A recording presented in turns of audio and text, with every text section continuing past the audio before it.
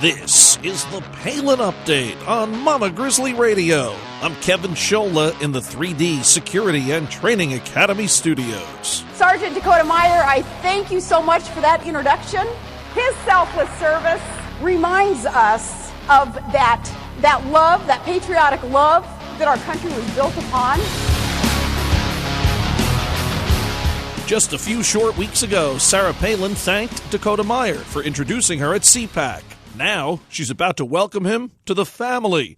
Huge Palin news. Sergeant Dakota Meyer and Bristol Palin are engaged. If you like dogs and support our military, you're going to love today's show. Becky Beach of Puppy Jake Foundation is here to talk about her incredible organization that partners service dogs with veterans battling physical and mental issues. Governor Palin wades into the Hillary Clinton email scandal. A brand new installment of Liberty and Legacy with Tamara Colbert is on the way from Texas. And just ahead, our latest edition of Steel Resolve with Sarah Steelman in Missouri. Welcome to the Palin Update on Mama Grizzly Radio. The Palin Update is sponsored by 3D Security and Training Academy. Learn more at 3dsta.com. First, what's not to like here? Puppy Jake Foundation is dedicated to helping military veterans through the assistance of trained service dogs. Puppy Jake Foundation selects, trains, and places the best performing dogs with these deserving men and women. And we are thrilled to talk about this amazing group on today's program. Now we welcome in Becky Beach, the CEO of Puppy Jake Foundation. Becky, thanks so much for being here on the Palin Update. How are you? Well, I'm great, and thanks so much for having me. I appreciate it. Now, earlier in the program, we did talk a little bit about Puppy Jake Foundation and gave people an idea of what you do, but I'd like them to hear it from you in a little more detail. What is the Puppy Jake Foundation all about? Sure. Well, thank you. We're a nonprofit, 501c3, and we raise and professionally train service dogs. And after the 2 years of their training and socialization, we donate them to members of the military who have suffered a combat injury. Most of them are post-traumatic stress disorder, but some, in addition, have mobility impairment or hearing loss, things like that. How did you start the group?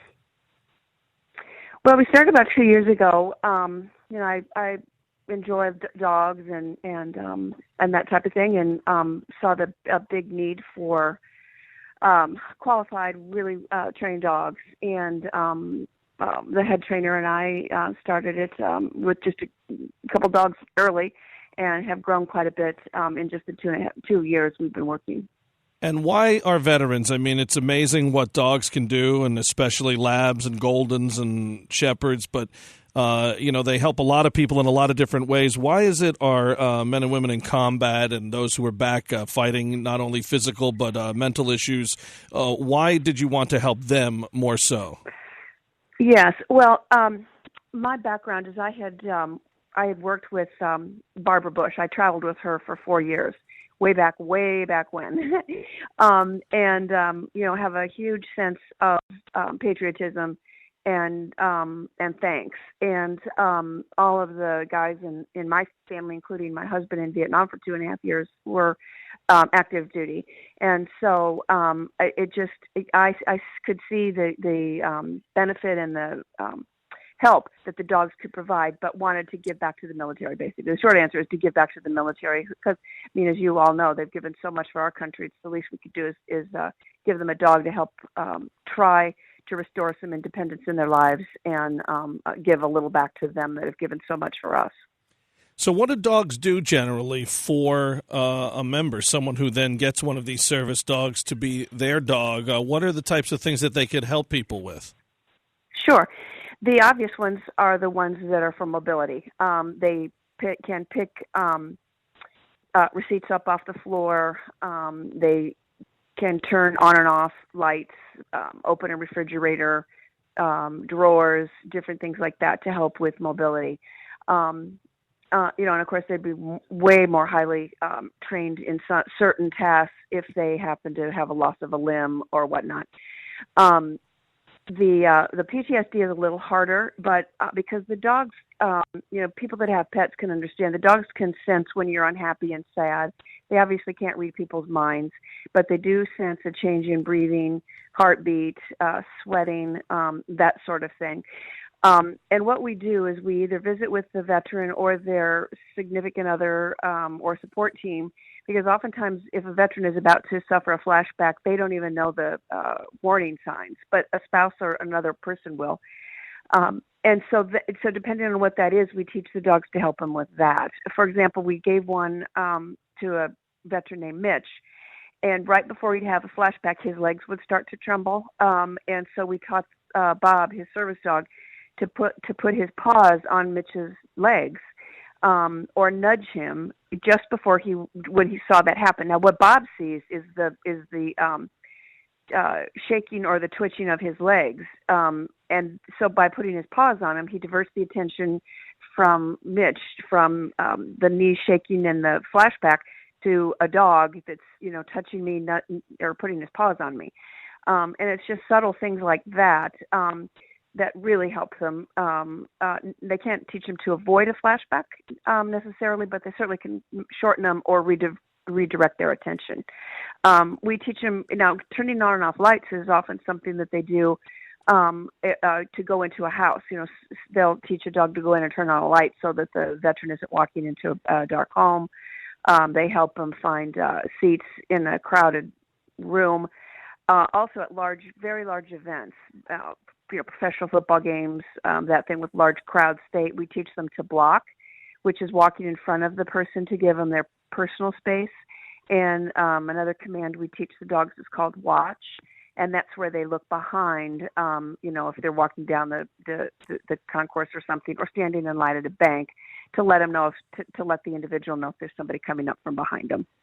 Puppy Jake Foundation was featured a few weeks ago on Amazing America with Sarah Palin on Sportsman Channel. Yes. We really enjoyed that. Mitch and Bob were part of that show, and I think they were. Yeah, people really responded to our brave veterans and also the great dogs that you have there. What was that like for your group to get that plug from the Palin show and be able to get out there on national cable TV like that? Well, it was fabulous. Of course, we were just thrilled, and the Palins are a perfect example of, obviously strong love of country and giving back. And we're extraordinarily thrilled to try to reach more people.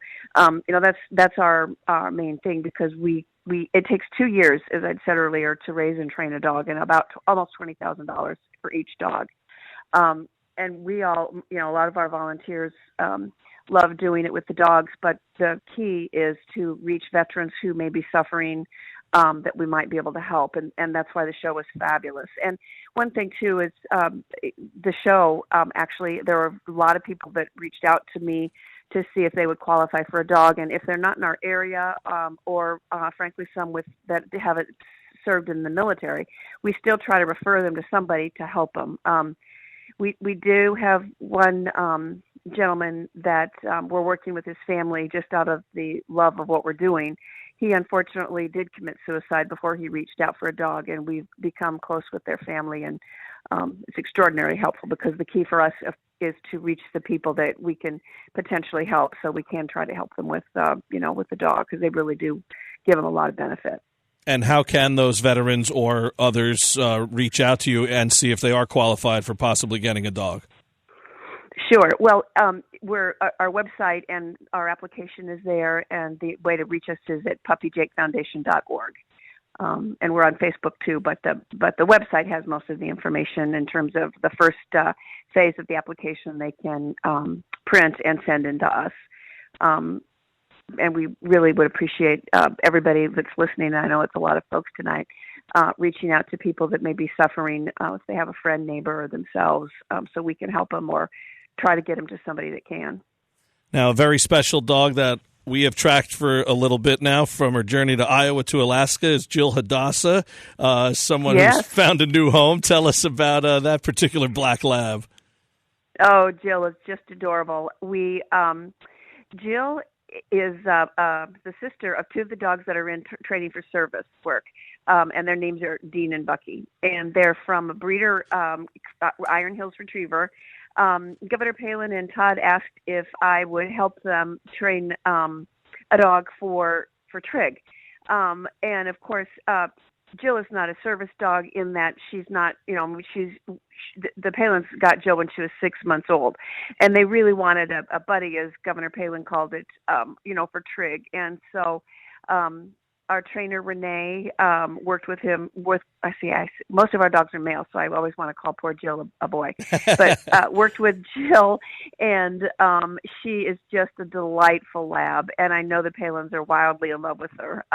We got to see and work with them so Renee could teach the Palins as a family the different things that Jill knew how to do, and it was really sweet to watch Trig interact. And she's a great family pet for him as well. Oh, that is tremendous. Now, my daughter is around the same age as Trig. They're about a month apart. She's 6 years old, and I have a couple of questions for you, Becky, from my daughter, because she watched the episode with me with Puppy Jake Foundation, and she had a couple of things she wanted to know. One is Jake your dog, and how old is he?